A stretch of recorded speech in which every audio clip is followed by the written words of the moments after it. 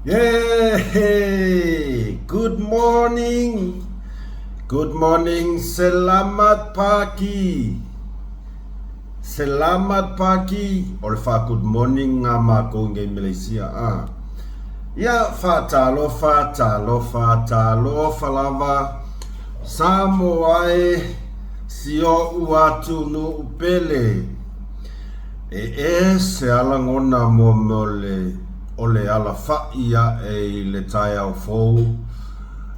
tātou langona le o langona o le fia o langona o le whawhetai ai longa ia se ka ngaka e ala e kai au fou whangongo ua koe maua se si as fou popo yaso tātou ola ia na o le anganga o le whawhetai le anganga o le fia tātou te whawhoi o le mea na le maasani ai lava ia tātou tangata ai maise aso ia o kako tuptupua ina ia tātou matua ai maise lava na ia tātou grandpa, grandma ka ke moe le makua i se ki ala kaka angulu le vave au war kai mili le ianga o le afu or ka kia o le vave au ka ke whaalongo i fō ia wau su pes whawhetai le e ira le skangaka la ia whape ale le afo la whape ale af le nata ia ole o langa sa tātou wola mai ai ole tate whaalongo i whalwawe au ia wau su pes stoi ina maslo matua ia ngoka ku i fuale o ka ika i lunga kua kawhia whaali ia le manga ia le mai le moi ai ku e lunga e usu pese ia lea o nga sao tātou oa o mai ia tātou la iti pe o le mea mua muana tātou te whaia pe tātou al whai mai tai au o le o le tātou whaftaia lea o le alofa ma le agalelei o le atua e ala i te talo whawhetai lona fio ona o le tai au fou o le aso fou o whapopo i aso lo tātou ola awa tātou moe mo tātou malolo e lamba le fili a tātou ia tātou ala whai mai lo lea i le tai au o ina tātou te iloa ai le ofofongia o le alofa i tātou, le atua i tātou. Le mawhaiona tu la fo ina i tātou lan whanau. Ia, e aisesi, e aifo isi, e ngā le kua e ilunga, i alu fulu maka e maua i voia au leskaim, maua ia, ai maua voia au leskaim, maua o le kusa sa e a ilunga tu lou lava, o i lo wakuai li ngā luenga, ia, ke iau kurunga ia. Ai olo sila fia le tua mea uma ia e asko sila mai kwa seki ale ulu la taxi ele o ki ale ulu tai fa talo fa tuai mos mal fa so fa man malo yesu keriso lo to pa ia malo to malu samoai le atu pele i so se tu po so se tafa fia le neila langi po fea lava o lo alala mai papa awai ia malo le soifua malo le malanga manuia malo le folau o te tatonu o lo o tau fai tuse tatou le alofa malanga leo le tua fata alofa tuai i wompa anga malava ale nei fasoa a the taxi wai I lale ngora taxi ya po mus mal faso mai lava so se tu e fio le la mata mai tutuila Samoa e ko akele ana yo tatou uso mai America Samoa o ke ianga poes yaki akula u na analytic fanga le ola u YouTube o le to tele yo tatou aulongolang e mai Samoa e mai Samoa ia e whamalo lava whaftai tu lava I na i tātou usong tu whawhine o I lato uma o lo langolango mai au nanga musman whasoa mai Samoa, America Samoa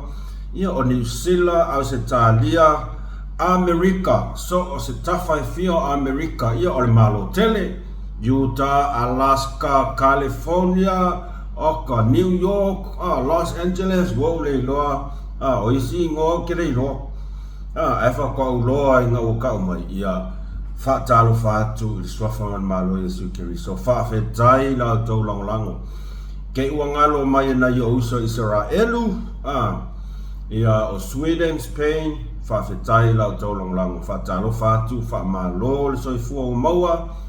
ma vi ia le atua i le tātou mawhitanga whai pēr, ia ele ai lava pēr no whai atu, ele ai ni manuia i lau autou au auna. Ai, wa lava tātou mawhitanga whai pēr i le nei aso, po le a lava se tau mawhainga, a se tau au auna e tau mawhai atua i pēr i lea aso, ma lea aso. Ia, o se tau mawhainga whaatau wa a lava le nā a wār tātou mawhitanga. Ia mawhawhetai ai fo ila au tau langolango. Whawhetai ai pēr lau tau langolango i lea aso ma lea aso. Ia vi ia lea tua ona o mea le lei,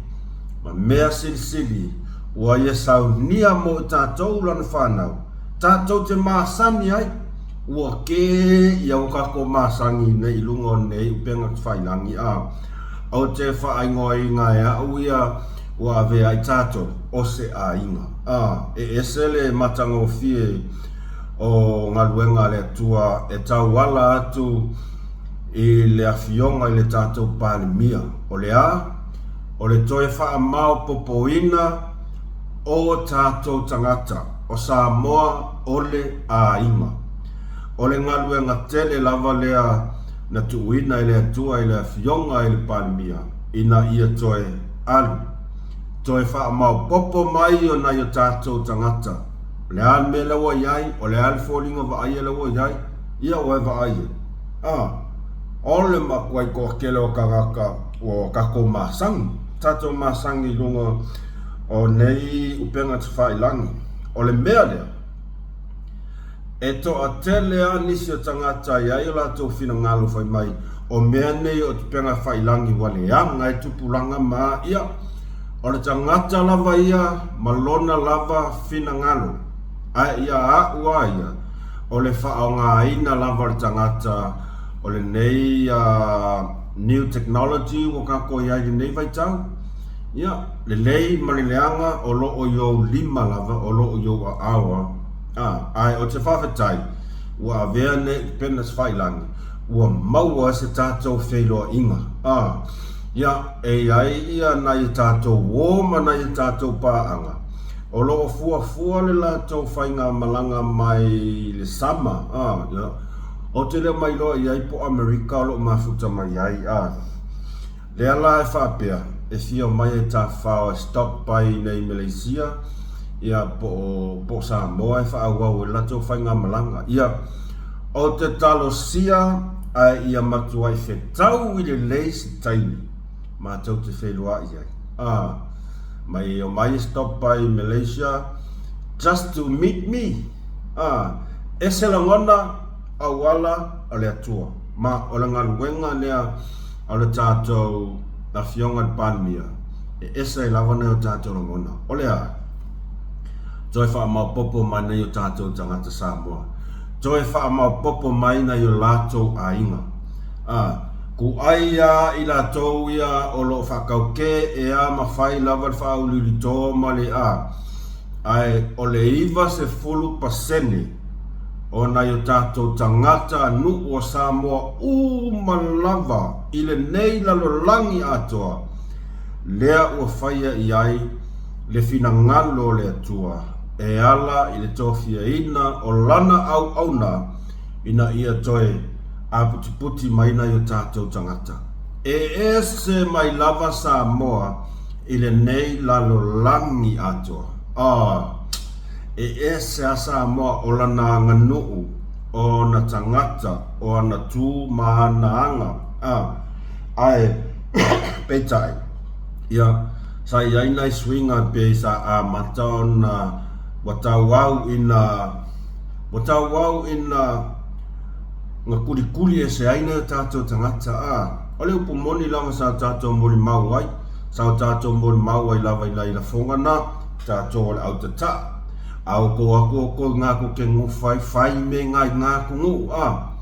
ole mea ngā ka ur whawhi ai nai ua pei ua a makaunga kuli e sena yo tato tangata mai na ia lato mea tō tino o le ala tato mea tō tino o se o tato atu nu pele o Samoa o le ala fina ngalo le atua le ua iai taimi nei tau te tali tonu pea whapea o te whai atu o le fina ngalo le o le atua lea ua ia wala a winai lea fionga il pale mia malana whai ngā malo taimi nei ia na ia toi o koe o kasia toi whamau popo mai si o tātou atu to tonu ia si o tātou atu nuu lelela a maka o ngā mawai tu lau lava si o tātou atu nuu lelela a maka o ngā mawai lea la ua ia tō fia i loa lana au na sau o toi whamau popo mai si o tātou atu o le mea lea e ao ai lava ono tātou vi ia lea lo whare atua o le mafua anga foi na lea ua iai le tātou mafutanga i le tae ao le nei ma le tele o aso ua mawai ia ma tausanga ma aso o iluma tātou te wheloai tātou te whaasoa e au mai tau finangalo a watu se manatu au vai le nei au auna ia e iai timi tātou tatali e ai e i foi taimi a mai i tātou finangalo wa tātou le fia ona o mea lava e tutupu i le olanga nei o mea e tupu lea aso o lea aso ma lea aso e le tutusa whai ia pesa lau kamo e teu e iai aso e fia ai e iai fo i aso e tangi ai ia pei o se whawheloa i mar whatalo whature nai lo topa ia mano tō mar nei tātou ta māma tina matua e le ngalo la o tō tapo inga e le ngalo la o tō tatalo e le ngalo la o tō matawhaioi whaipea i le aso ma le aso o le tapu wa i mai to tonu malu o tātou lawa moto mota o tō lawa ma mota ona o le tāpua inga o nai o tātou walo ma whanau a o whea ngai ai mga luenga i le aso ma le aso. Awa nei whakau waase sin tāpua inga nai o tātou ta māmatina matua. Whamai o le ala leo tātou manuia. O le ala foi leo le manuia o tātou whea au tātou ngā luenga i le aso. E ai le tamā, e ai le tina e ngaru e se atu lava o lona tali i polo na fine aru ngaruenga a mata lo ngaruenga o le a tapuai tatalo e nofo maka TV tatalo si o tali tatalo si atama pui lo na ola fo ai ma lo si ngaruenga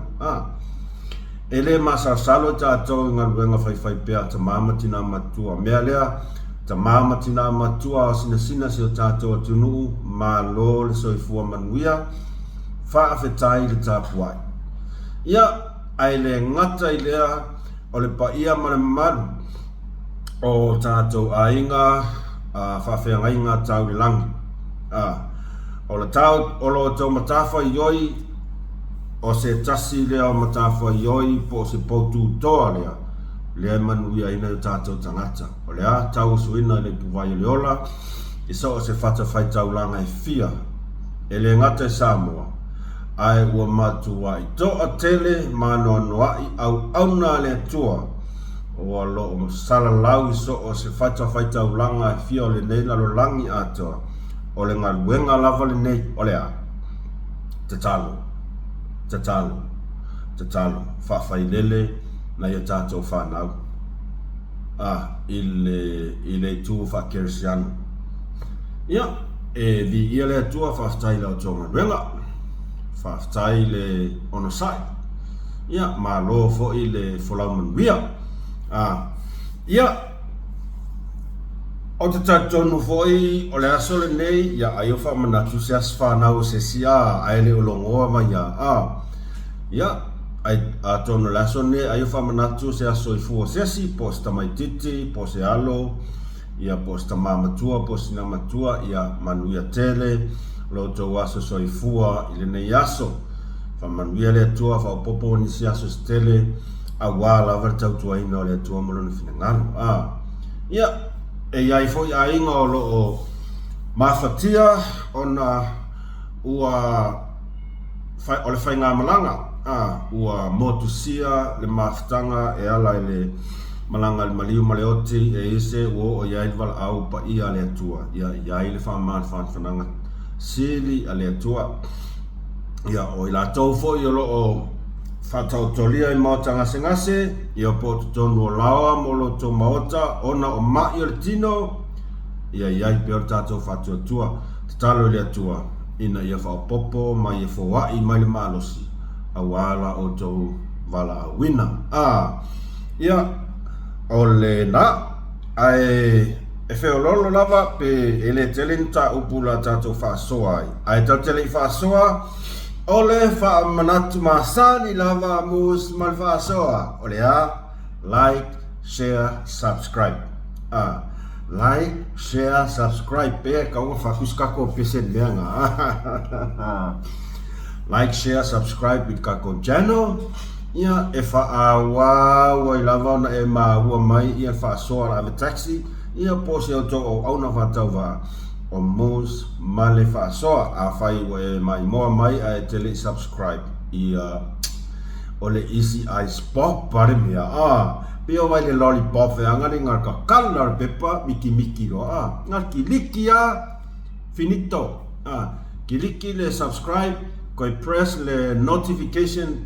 button po le longor ngai au kafa umba pau lavar na o le fatawa na waso to au ona ia o sia o to me alo fasilia le na to te faya mole ave taxi ke o pa o taxi fiwa koi va ai mai ave taxi lo fa alai o le aso nafi sa tato mai tau ina I lungo tustu singa le newspaper le Samoa Observer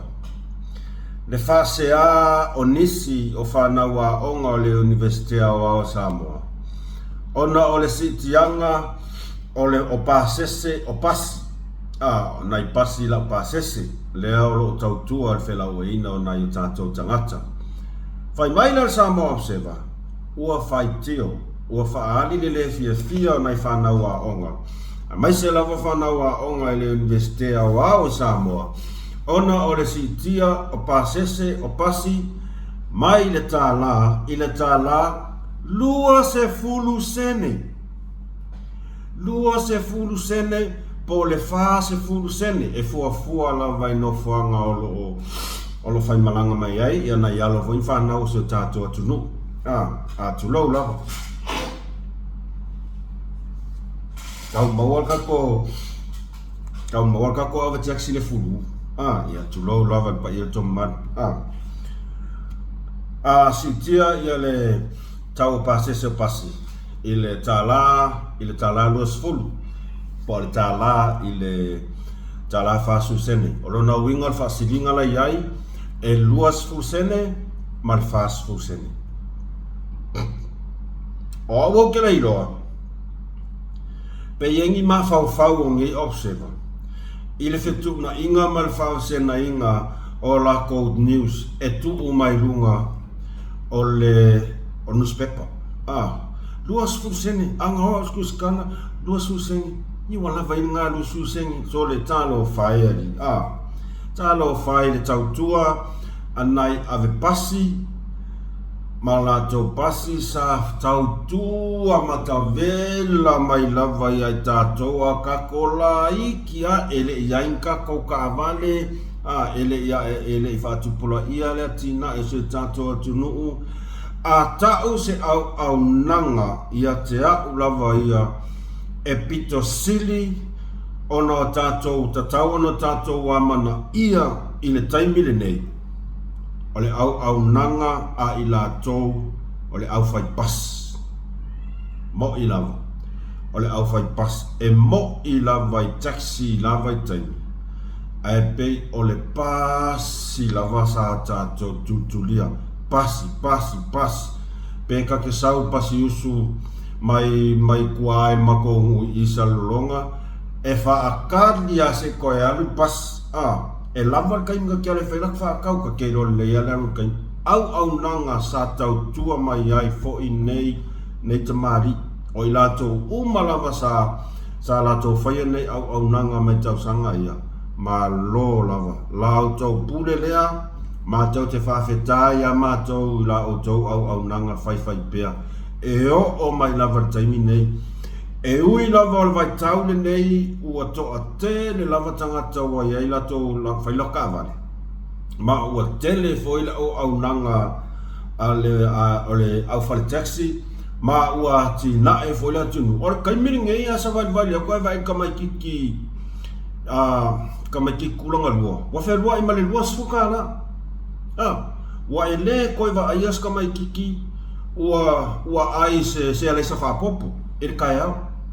o aso ia tole ngale kai lai al kai au asu le whapopo pe pasuka vea ngale ia kone ako al e le o koe maua kaimingei o le le winga o la whamtalanga ua ti a esi o tatua tunu ua te le fo le swinga se o tatua tunu ma o le toa tele fo I o nai au fai pas ia ua mo I au kau lea yangi se fia I la kopas ai lua se fulu sene le si inga ai fai ki o I kamai kering veske tu lau lava ia na iana whana ai se o ke leiloa pe iai ni whanau sa whasea ua kako karikongu foi mus pe palingei o le observer pe sa o pe se lato tustu singa ma lato li poki au mai e le ai a masekangaka e koe karikongu iai o le ale winga o le kuskusinga le observer kumai lua susengi fasu sengi ai o mai fala o kele mai mo langi a koa kasi ale aunga o le fa ale anga inga lavan malo ele ko iai ama se mea le lei e koe kusia mai ele ngeisa mo observer ai sea o kako o mori maule lalo langi a koa o mori maule lalo langi a koa o le BBC o makua ilako mori mau o le ngusi pepa ngumera kasi le ngei le lalo langi a koa le fai fake news fai kala pepelo fau fa makalanga inga ia fa leanga ai seta mali anga o se tangata so se tangata lava ele fia ngus pepa le observer ele kai ngapu pole in lako kala fai e fau wale kala pepelo pi o pa inga ia kau mafai lava e kuli lava maku wai kangaka lea ele fia iai o le ala la winga o le whamkalanga e kasi ala uva ai kasi ala uva ai o ke le iloa pesa iai se ka mai kiki universike sa fasea e ka ia aian kala wheangai ka ilo idai aian kala whape o sole o si e ni kala lua ian kala wheangai a uo mai al observer ia whakele pe o ke leo le lalo langi a kore whakele ai sea kasi lava le aunga e kasi lava le aunga ale sa mo observer ole whaleanga o le whainga malo ole upumoni lava le na e kasi lava ole kauma whai makua I whaleanga le malo whai se awala inga ia whaaika ika ngaka a ngai I whainga malo observer ke whai aku kou ke fiu kou ke kioio mai mangisi kou sai step o sila fiera kungu wa moli mau sa moa ilo o kou fau leanga fau leanga ya ai fo yo mari ya kang fa ya mai ai fo yo mari ya kang fa ya mai nga o le e fai su le lengi me ya va ai o le aso na nafi le asa fai ai le fa'au faleina le sa faila se singa ala fionga palmia ia mal tamai tai sentoa fo ia malo Australia le sa lu la toa se singa yo ile fale fo le al palmeni ma ta palmeni le sa o sia sia yo sa vai o ka se manga ngai o ngakala fala wi loa wa ia Australia o lo fa ngani nei e Samoa a la tau fe so ani o lo au mai. Ele ngata il sentoa o le umoli mau a ene i malanga kula sentoa i Australia e whaalau loa tu la tau kapineta mana fionga palmia. Ia. A le maka o mai Samoa i Australia. O mea me kaunga whai lau sewa. Wai vai le maanga i o ngambia. Ale al me le whai. Nga ale fa oloa kaua ale mele fai ele aia mase mea o koe le lei i ma fau ale Samoa Observer ma o ke leilo o lea au ke fsiringia e makanga luenga o leo pe ai sea ua kuai ai o nga fai se ele nguspepa leo o kere lo plan meu ala inkuanga ko inga fai ni molianga newspaper le o ia le o ke va fikai ya uia au wangi kofia kom singa wa makanga ia yo ka ko masa salonga o ke ofu lela ako lela umar ngi va yaso le ai mase me o ka fa alongo mai ai wa fai ni molianga kanga luenga leo ile newspaper nguku puaa le ma fau ngi Samoa Observer. Ai mase lava fafinge lea o Marieka. Wava ai le o fa ele o kaofi ale mele o le mai fai mai kala pepelo. Ia a fai fo ia sao le a foi. Le ripoti le o faseana i fana u le universite. Ile si tio passe se luosu sene mar fasu senge sole. O ke ofwa uia nei alom whanau ea o onga le universite e te tau ona te lele lato selfia mo lato atamai ile tu langa o le ati na ele wa alu el tatou ele o ku mau ia wha pea o kowori vas fulunga ia kaimingi a wha pea o kouia whakufonga le lei mea o kouia ia tu lou laval pa ia lau telo na ialom whanau se tatou tu ai a fai e sao a fai e moi a fa pea o fa fo fonga mai la o kouia sa fa sea ma complain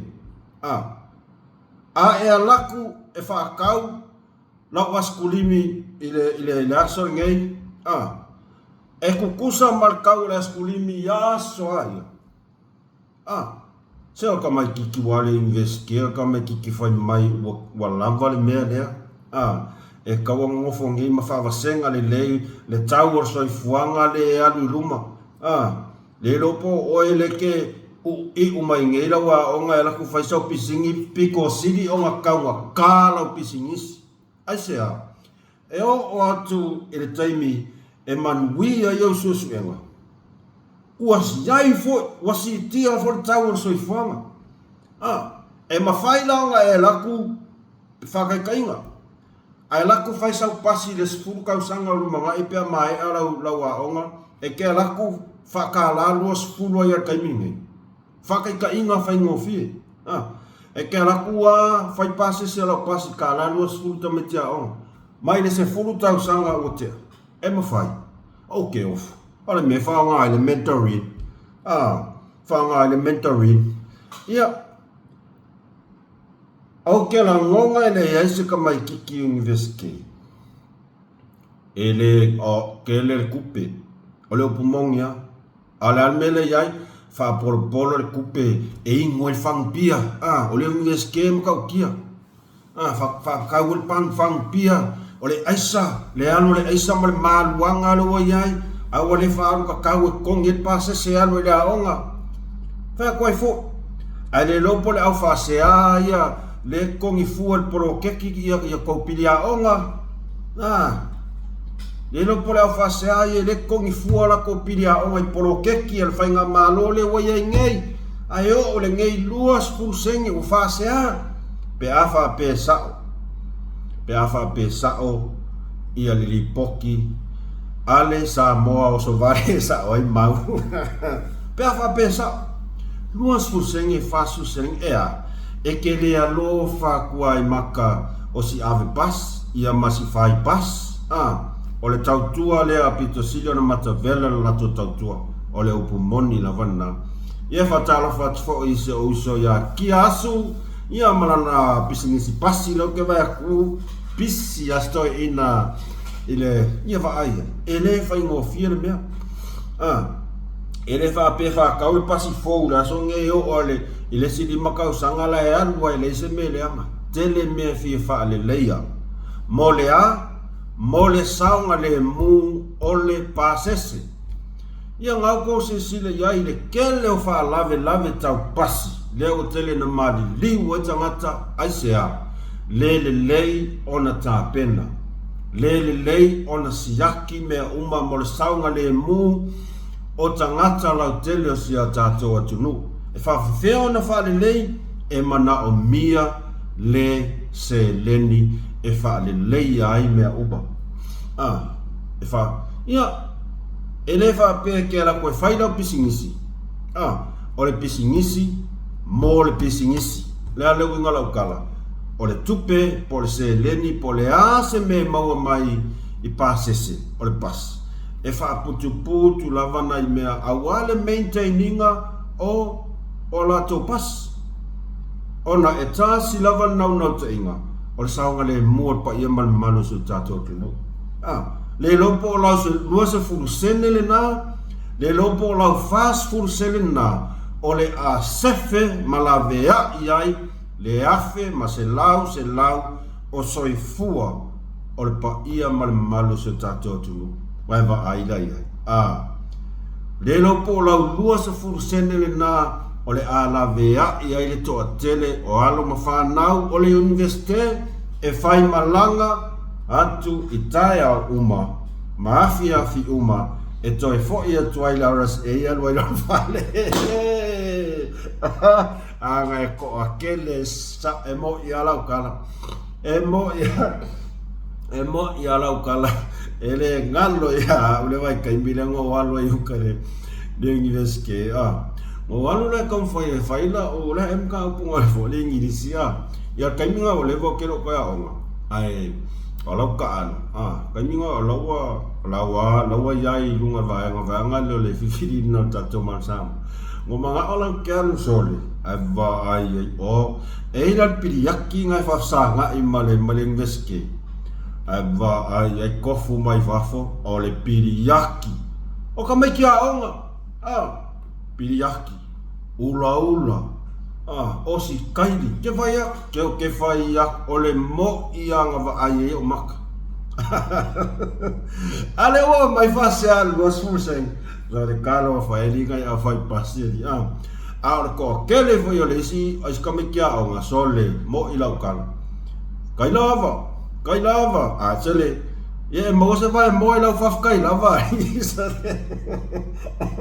E mo se vai mo ilau faf kailava. Le lope fa kolu le vai aso nga e alufua. Ai fa alua pe fa kolu nga laku kongi lau kala lua susenga ai e fa sea. Ai olo o fia ola foi la ave pasia. Na le winga lau kala. Olo o mana o mia foi le ave pasi. Le se leni maya o tau pa sese. Awa le fa le leia o tino malava o mia le fa le leia o pas mo tau sanga le mu e ne fa pe fa le leia pas mo sanga le mu na pas awa le fa pe ngala ve pas ya la ke ko nga pas le ai o le pasi fe la wa ia tangata la tele o tato tunu ala pe asa ai pe la ku fa ro ko o I markia pas fa pe wo e fe se yo ko inga pas e fa fe skangaka ko inga me fe anga le paru e pa mu fa se furuka o fifa ko aku le pasi la nga ke le pasi fa pega Kama vea ngale fa kolu aga o mi va ka o fa ka makanga kua. Sao tato mori mawina le tele o fa lave. Tauta vale a mase lava pastor tele so ifua o ma wai. Ia e ia is fa lave o malo vale la pas. O le tele o fa lave. Le anga le siakiinga. Ia e ai foi les fas vai o ko i foi ave pas ki nga foi yang kere koku ai le o e fai fa le lei masiaki fa le lei ya o to sa mo le sa nga le mu ke fu fa pe o fa o ya ko le ai la nga ko kere foi ya o ko ya ki nga kere ku pe la fa pu a wale a mai ya se mea tau tu na le sa nga le mu ona yo tato tangata ele ai lava se fasea ona i tātou tangata ele si tanga o pasese pe a sila ma moli mau atu i ona i tātou tangata ma tango fie tāpenanga uma o mea uma lava siaki ka ofi siaki mea uma inga ia aua nge iai se mea e afu e mai kau mai pasese fape sori ese ale leon paside pipa kukua o mea na e titilo iai ia la tau fo o whaia ia nei a business o lao tau tau tua e le mawhai o na tuu mawala loina e se tas e amana ia la o tau tau tua o le au whai pasi ai o le tau sanga ia martua lalo a si o tau ave taxi mos marfasoa ia o tau mātai tū le lei le saonga le mū o la o tau au nanga. Ngā mā ngai ia leo la luako le o le kālalu su senge le fasea mai le observer. Le fasea mai le observer. Mā ngai ia le lako le mea ia la ai e flow wa le alu le mea smuta le alu le mea le sfafitauli. Ia matau tua nā vila ua pase vai. Kul mea ngar kofo kulo king veske ke ia le o papapa le alu le mea ai ngar kolus fulu ia kolus fulu mai le ku mai le ilumala papa au ova mar kolus fulu ve ko i fo fai falega ko mea malesi fautuanga ne tato bas o tola e fai falega tola e afa pe ke banga o fa rasta lo ulu fai falega lo ulu o safi fia kere nga umi kere lo ulu le anga lava le mea o kiafo o ke le fia i pe ale ke wa falela i ala kau e ngaka i laro i le umi le ulu e ai kai mi uma o se peia si kai mi nei na asfaltuanga lava malanga nga tumu falo e fa pe nga fo ya o koula supokako sele si fa le me ka ko skai langa ese lo falo tele tautua a pas ai mai se lava nai al pasi ia masupokako o ia kela kai me ala kusamo ke o sol pas ke o sol pas ke le fial skava o sol pas langa le manga va peso ko ma fa ya so ka onga ia ke o umi ke le skako fa so ia le tu langa le ai nga fo ia le fa ma ite ale sa mo so vale ia o mau ai fo toi fo i mani fautuanga mo sato ai whawhetai i le tō pa ia malu tō malu le tō tau tua mara pas ai sa mo observer fai fale lenko news e o ngā koi le ai ale o mau e o ngā le ko news fau le nga fai mai ngei fale anga mai malo se si o tātou wa mana ia ai le tau tua na iau pas ai vai o ko ia lau inveske se aua o to fa pena o to te fa se fa pena nei av pasi wa lava la luas fu sene le na o la fa se fu sene le na o lo sao le na e la vea i ai ni soi fu se lau na le wingo la tala o la o to sao le na e fa ale leia atili ai au nanga anai fale pas ia ile si o le vaso ke aku ngei nga ova ai ko ile si pasinga pas famalu le anga ka of la ku so ai ka vale se tasio tali isa tu yo ai punga e fa fola pasia la kapingis ka mai kiki ai mafua mai ile leanga ka ofi ole pas ole maku ole ngiko inga sol olai longa yesese ia ka ilo i pesa ko mol mawinga lenga makoi sau lungo ole Facebook ole ta vale sta metiti la tu va pea na savalalo le market na fatino nalo ole pas va malu leanga ka ofi la ku so al ka valas ko makiki la ku ayo so la pas ala ko pingis ko makiki ko ngor ka val o to sila ia mafua mai la leanga ka ofi ole pas ai fasi fu ko makiki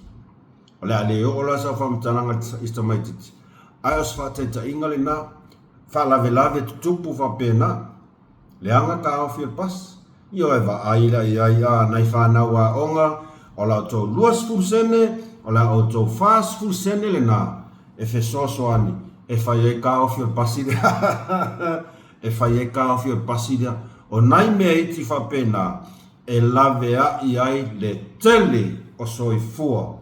o nisi fo I whanaua onga o loo anga I atu I aso uma I le tae au male afi ia mo awafo I le a tauina o le poto male ata mai ia wanti la ia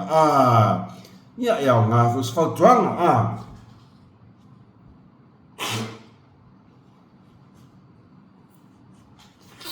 Lo lava Samoa e fulu wasi mea o akanga po esa ewa kulo YouTube esi akila YouTube boy ai oso mai lo mar por kalame veangale ai mamoe veangale sele ai mamoe le popoi veangalo ma yafi e po ai boy fa boy po kalame lo kamaso le kangwale o kere makamakai o kangwale fa solo ava pe pole le onga kong pole boy wo ke o le onga kong fa pe ngei mai la kamoka ngaka ole malo fa lolongia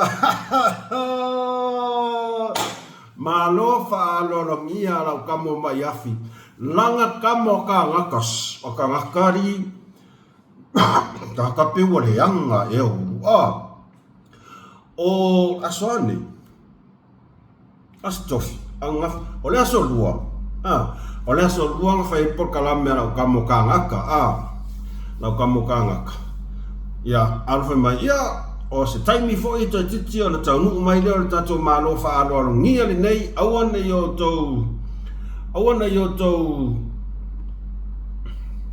awana i to musia matu malo fa alo ngia boi asau o le upo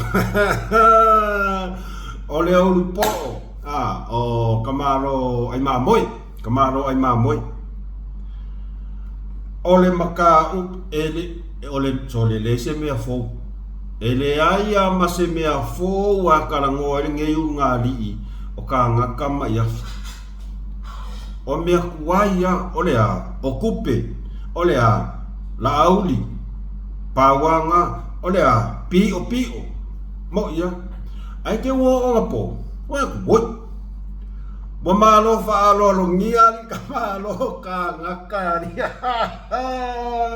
son wa malo fa lo ngia la kamoka umanga malo fa lo ngia ia mafi il por kalamia ka ngaka ayo ngafi malo fa lo ngia ka ngaka por kalamia mafi ole maka upu akasi tole kasi al maka upu lai fasa ya ocupe ora auli so de esse kuson melewa I fai me mari afe ali ko malo fa lo ya ni sole mi ka I mai nei honorable ole mera le na ko mai kau e o lo foi ngei ia koe malo falo ngia foi no po ai kasi am ka eva ai la ia sa fa ia kamalo ka ngaka wale no nga se me fasa solo ai ni kangaka e kasi lava ka upu ai mangeso nga ka upu il karangoa o kupe o la auli, o le pio pio, o kupe, o la auli, e pio pio. Ia, o Honorable Dr. Sailele Maliele Ngoi, Honorable Limoni, Honorable Fontoy. O ngafila, pauan melok fikarango ko ka upula. O kupe le winga kupe le kapi. Le aiva le sawa kakangi o kangaka. Kama singo mai kupe ale la kapi le sa ia le melen tula i mai nafi le si fo i au le anga fa inga elo nga le piesio okay o ko ya oi okay le yo pole alfe au ngi ka o fa singo le 5 milionga le ai o le wo uma o nga mal mali ar kakangi o kangaka pe mo kau fai ku pusa le ko ruare wa pei o le afo le wingal me wa pei o kangaka sala kapi mar kangaka ngake loa se pa upa wa se mera kapi aiva ai e soli kangaka kusa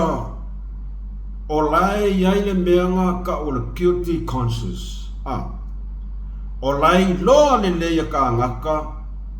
o ia o se kangaka o lai makua i kuli kangaka ia ngā mio valea o langa ngaoi o mea uma nga ia whaia o makua i makanga kukusa lea maleo pōlea ai au kofa whonga nge karangoa makau kia so makau kia pei ia o se kangaka o vai a kua karangoa pei a ko ulu mai le langi so ka ke alofas kama ia ke vai a kua ua mai ai va ai ko pe o ka o pi o le nguku pe o pe le maka o fa solo aku lava ai se le anga foi o la kuli loa inga e anga nga sala maanga mea pepelo mea valea ye fai ai sau o le mea le e se lo wikai o le swafo le tua o le upu mongi anga aso mo ia au ia ke le fa masino atu o te le fa masino atu ai tato tala no sa o tu langa le ia kangaka ia o le nau ko fa fonga o maku ai fo folla mai ai kota male ulpo oi kota mal fare fatalo fatu lo se ia kota malo se fu malo maku ai fo folla mai ai kota ia le si via ngaka vili atu se tasio mafine o atu mna yo tuangani msan whanau e suk e kangaka ngi o kangaka ai o aku sola malfale la sa ngofo ai le kokongia ia ngaku lola io o skof os mafine re mga yo ngakuangi aku misa makangaka yo ngalfal kalur kakale sola ai le kokongia wo ko sila sa moa le mea le faya ko kangakangi o kangaka ma le mea lea o ke fai yaku ai i kangaka ia fa mai honorable pulo tu sala tu lo lava lenga kako va ai aku fo yang afi o ko fai mai foi kuskusinga al kangaka ngi o kangaka lea e ka uai lava le swafa sala pulo tu kanata pe afa pe o fa fo fonga mai sao o le ainga ai mase lavat pa ia le ako ke va ia kwa le sasa mai e kangaka o ia o sala pulotu kanata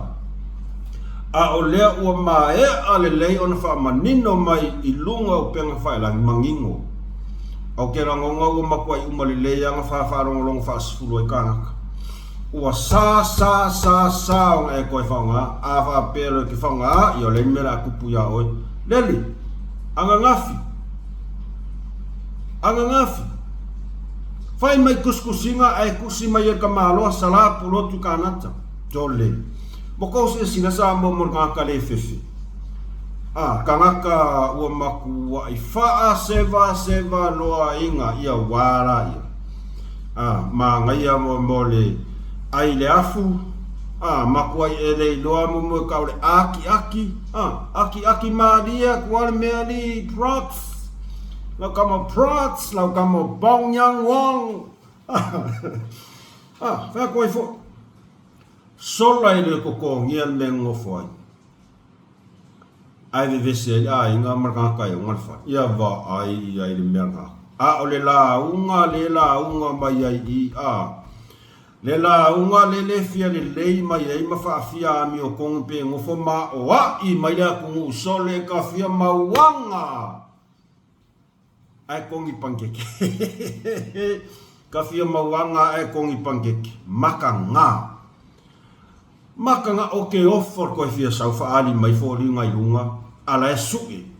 la sola kere no foi la po femel so le ka kau ma ko ai ku le ia le aka ilunga pe ave fasala lau mai le TV kanga kale o ngat falelia fasala lau no TV inga ia aware ai la to ia e faia ia la to ai masambo fale to tong ia aware ai kanga kaya i ko inga ka kangi e ka kau ma ko ai ku le ia le aka wanted everywhere in Auckland ve ko i fo o ko inga ka kai o ka nga fai ai se fai unga leanga afa pe sao mai leska ngaka ia o leva fai o ko afia ka ngaka o fai ai a mionga le alofa ngeka kofia oka ko kele dewo uma fai Australia ala wol wa ku fai New Zealand ku sa ko elia ka ngaka longa ia esa oi kota ngale e sa oi lalo sa ele va ka fa pe ele sa oi lalo ku ya o ko nga fa ka masole le alo fa ngi ka ai o sa le fa ali mai fo ringa lunga la unga mai fa mai o le Hamilton ale me le fa tato fa nga ma lo pio le fa ya le Hamilton ka fe ai vai le mele fa le solo la ka ko kamo ami o kong le su e kanga le ko kongia ia va fela nga oso mai fia poko mai lau mai anga fa ilonga o anga education manga fatu sa tusala ua ile fionga pale mia fai mai o pale mia e uneducated o ia e educated person fali mai fa ilonga o inga tonu lava Samoa tatou te iloa i le tangata faa valea. Kangaka fia iloa, tangata fia kangaka whaanga le ua makua i le ai se lumanga ai, sauro i luma. Uri whale lei mai fōringa, ai le iloa, lane, ngā le maua pi lima lo. E makanga,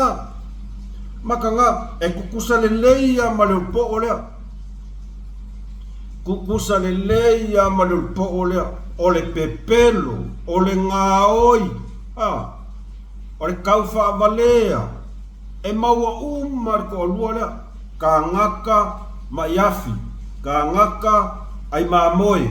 kuse ai maamoe ia lau kamaro maiafi, ai pa maamoe ia kakaro ka ngaka, kuse e sae ai foi, e leo po ia pa maamoe, ave loa ai maka ngaka, ai leo po angon maamoe,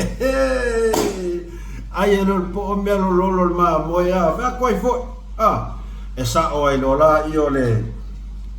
sfai au nga i lang aulo wa ile fia al fai au lang aulo mo mol pe pelo por kau fa valea ele o aku ni loku e aku fai excuses fa nga le ma koi pe pelo e fa valea si sfai au ia ngale aka sfai au fa ko o le vai fo ia o sauningan ile naveas mai pasta so le makuai pisia so kali ngei maringa o ngei maringa pepelo fa folinga fai makala excuses ne tatono ia ai ata la vale sunga fa fenga inga ia sa lo fe au la sanga fai lo la ko lo kwa alo wala ungale al fe au fai mai ia ole o ngā luenga leo te mana o te tu ina atu pa ia malo tato au lotu. Ia tō wō, nei vai aso atoa, ia tō whaitau, ia le Mareko, mata upo sfulu marfitu. Mareko, Ma reko lona mata upo sfulu marfitu ina ia le leon to fai taua ia mata ia foi upu ma reko sfulu marfitu ole manatu au tu ole ma reko sfulu marfitu ole pepelo ole anga sala pito sili ona ino iai le atua ole matua na pol manatu au tuna ole ma reko sfulu marfitu ia kanga lo fai au fa ilo ai le manatu au tu si ole manatu au tu ma reko sfulu marfitu ole pepelo o se anga sala e ino iai le atua ia ka ape ale loku la songa o lo le sasa o mai fia la loku fa ape o mai lo ala unga fai au fa fesile tu lo male sunga fa fe ngai Oisa la to fai taua ia ma reko sfulu marfitu si i umai lunga lima le au loku a koa le ai masese le si ie lunga se lima si i umai lunga ma reko sfulu marfitu fai aku lo marvefe au o tau tangata pepelo ua o tau anga sala o le pepelo e ino iai le atua ai sea ele se male kosfu fiku ol male ko kasfu ongo ai mau ai lo mal pepelo le lokua ole pepelo ali kangaka mal fai au pa ulea fai fe au ai ngaoi ai kupe wale ma kangaka nge ele mapu ia ila usasa ya wali ia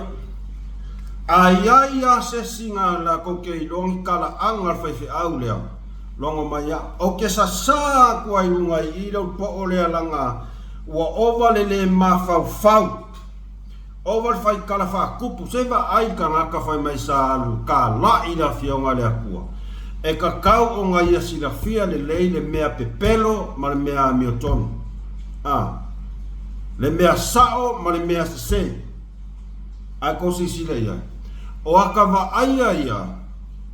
o ngā luenga sa fai en ngei fai fe au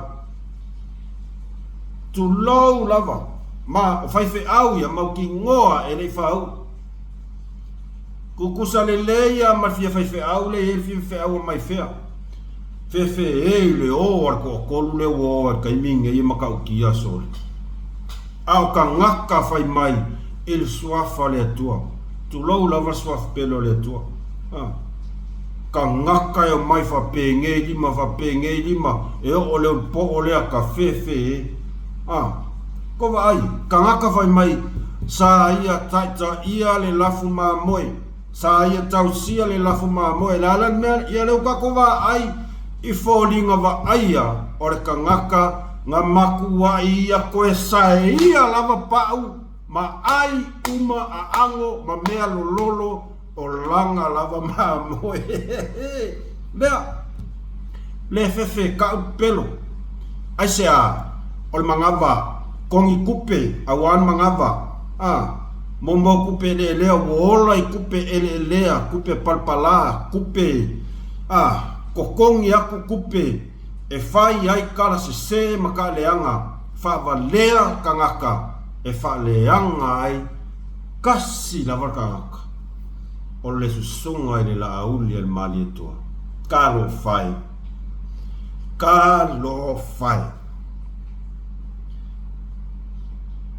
o le mea foi ngā renga fai a kangaka nge o piesio a ngafi le alala ka kowo o kura kangaka nge o piesio Samoa mala o tō mai tau. O le mea lea ngā kupua ngafi. E ui ai na ua mai o na wha soa ai tō tele tato. Ai si a vātu pia se motu ngā awha. A musu mal wha soa. O le mea lea na tupu ana nafi. O le mea ua leva o ngā whau mai pekesa. Ua leva o ngā whau mai ko kongo pe kesa. O ai ngā whau papa malonga kari oailonga kari lele pio sio Lala winga laukala nga a maka mai lava ile kaimi nga luaku ai vai ko ke sila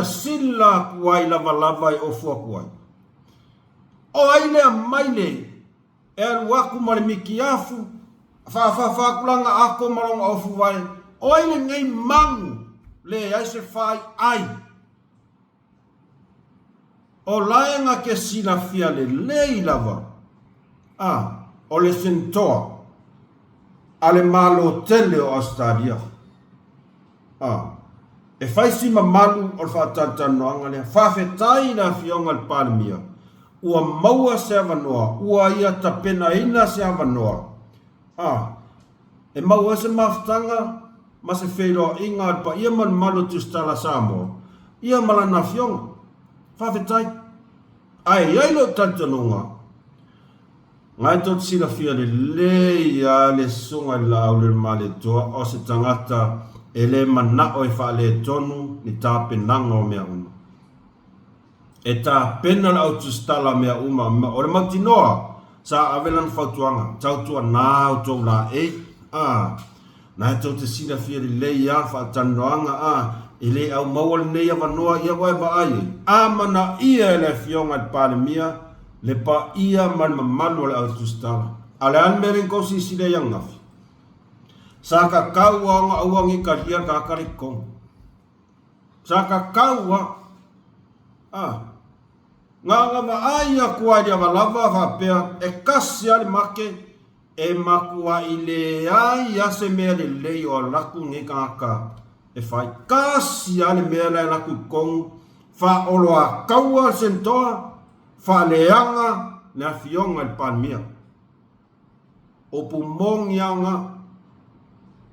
fa oloa kaua. Kusangal waku fa peo le a maua song ai fa pe ia papa yo pe kesa.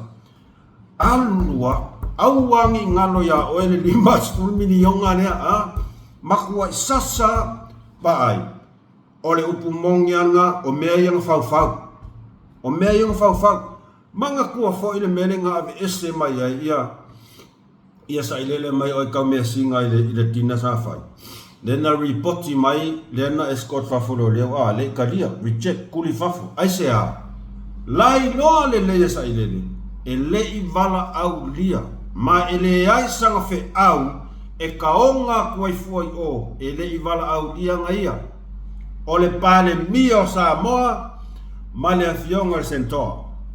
finito male malu kapineta mal fainga malo oe misi ako ole anu le ngalu ai ole alka ungol meanga or kofkofo or kaului ole mangaku asa ilele o yor sifi al waku ai kadia so se mea wala ole makanga nga o mea makanga mea yo va ia ku kaimingei ai sea leanga ele o va aia kwa Samoa se me ka ole loko ma walalo ia sai lele ele o va aia kwa Samoa se me ka ole loko ma walalo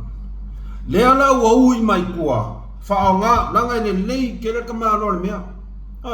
le lei kere ka kalo sai lele mea langa ele fa pea o se me mo le u fai sai lele be ai kele mai maunga luenga ko kele ngaka fa nga sai lele le o ko luole le ko lu le mai fe ma kama mai ma mo fa nga sa le mari mong le a foi la wala ve ai mar ko inga le pio sio alua ma ko fai ala u le mari ko ma me mo ia ko inga fa nga fai ma ko e akangia mai ile sawa kama lo le kasia ne me nga sawa e aka ngia mai anga fesili sa fai le sento kopel la kapi fa pro kike kamalo ka o ile fionga palmia o kosi sidai le se so fanga le ma fa le so fai ko ingale mea saka kau onga le kadiai ko kong ngava ai lo ko inga ofu fa pela o yon manga ku fo o eli pisio anga kalo pi e po pio on manga ku fo o nga kalo ke fa kau kalo maki O le mangaku I whaoe, o le fesili. Ai longa whaapea ngi lava lava whai e ngai kangaka. Pea whaapea alu whakarangoa kai ka ele kua ngai. Ai longa whaapea. Ai longa whaapea le whai onga ofu sau le ma fau. Sau maringei ofu mikiafu. Male ofu wai. Male ulu ele se lua le ve ua. Mangu kuala kalaloa mai whawhakai nifo. Male ako e soa. Ai ako sila umai tustala I tu tonu taimi whatatana nga oka. Matangofie. O mitia oftino e leo I whaitana ia o nai mawhine foi ai ngai ai ale o whala o kengi o Larry so le e ngai ale o whala o kengi o Larry so o ke o le whango whasidia ngā whapea pesa iai Larry kong alo wai e kuboi lai wha maopo mai tu ala friend whapea ngei mai lang camera manga mea kukalinga se ki ale o ngai o la ale autustala ai ngā le pau leo kangaka ngā luaku kong peo le alu maumanga le ai se whaalo o le ale a fia pa I o matua mainga o le kangaka ringi le anga o keiloa o mea o umang kapenga fau e manga ngao ia luaku sen koa whaapea o kasele mawhau o tangata Samoa. O kasele mawhau kangata Samoa se vai le whaalor ia vai le ngare kuskala I la a mai peia whako alao so ai longo furua kusau ai vai le ulu e ve ua. Whai a koe fo. Ai le iloa. O lea ua matua I whaatali tonu. Wina I lava le malo au se talia. I le vaa o le kai o le kuangai le ua whakua whaku foi o mea ke whau e ke koe kau aia o vea o ke kua ia kai le kuangai wa ke loa me whau marko inga lea vai le nguku le ma whau denga e ka kauanga kongi whalpui maringus Pepper Newsline ua kakau o ngā whaasa I so o se mea. Ia, o le whakova ai aku ngā kalea. O ke le wa ai le ngei ko ia inga. I taimi tata noanga me la fionga palimia. Ke le wa ai. Au ke le lopula me ua renga sus. Ke le lopula me ngā renga o ngā kufuai o. Kasia me ngā luaku ai. Whaoroa kaua. Na fionga sentoa. Whaleanga ta marianga la fionga palmia nasa tau moli mauinga umai le mai mawas kaimi koe karangoi pau le mea whaapea sa ilele maranga kama lea o la whauwhaunga ia whaleanga ni malo ai kei lola karasa oa wa kili ai o na tali tonu wina ni malo Australia whainga malo leo kula I mai mo ia mai kau mai lala upule la whaia. Ole a makua I tele ni whamangu ianga mangi fisosoangi lea ole asa saa mai ele ma lo Australia. Aisea,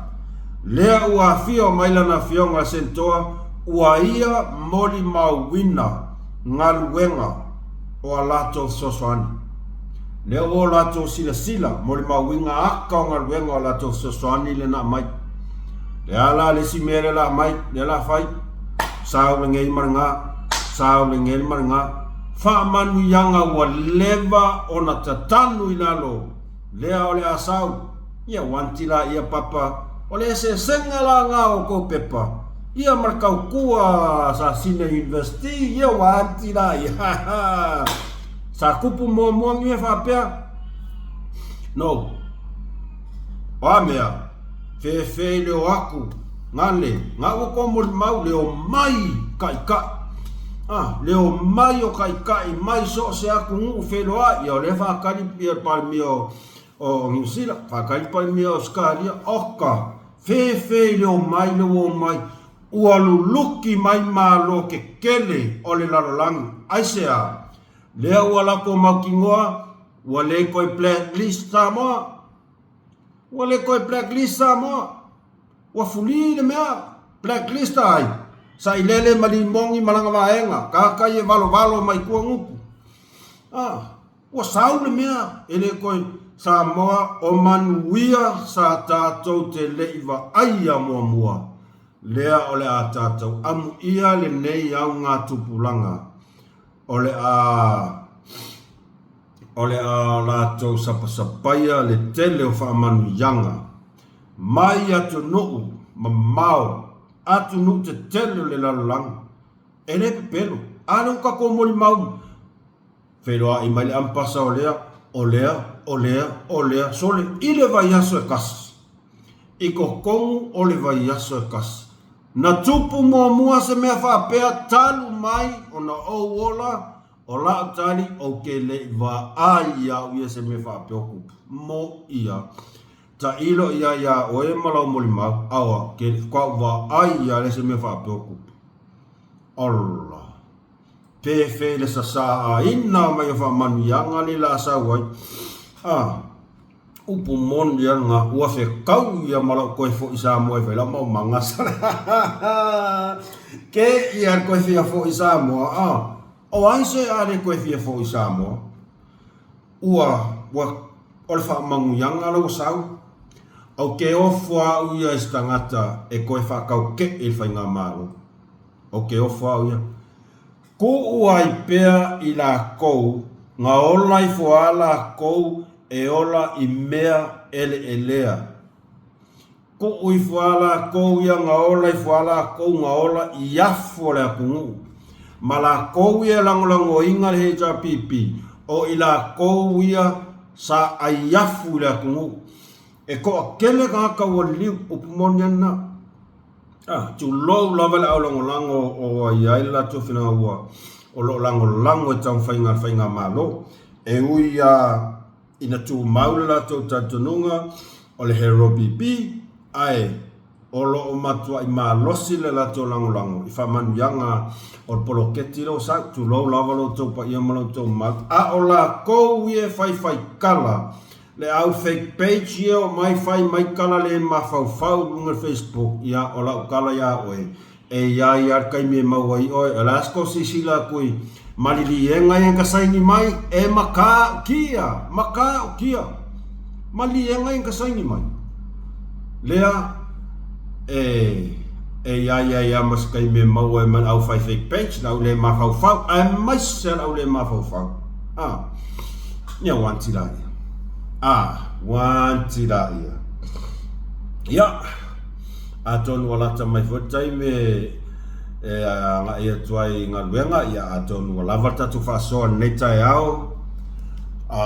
Fafetai la o to langolango mai ia fafetai foto mafuta mai o te langona aton e esa o nga ole faso a fo neta yao se to au na ai se upo le tau tamali i lau tau whafonga, whamangalo mai lau tau auna.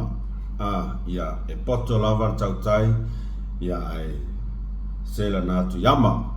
Ai whamania le tua i tau manga umotoe le ne yasa Samoa ele atunu pele,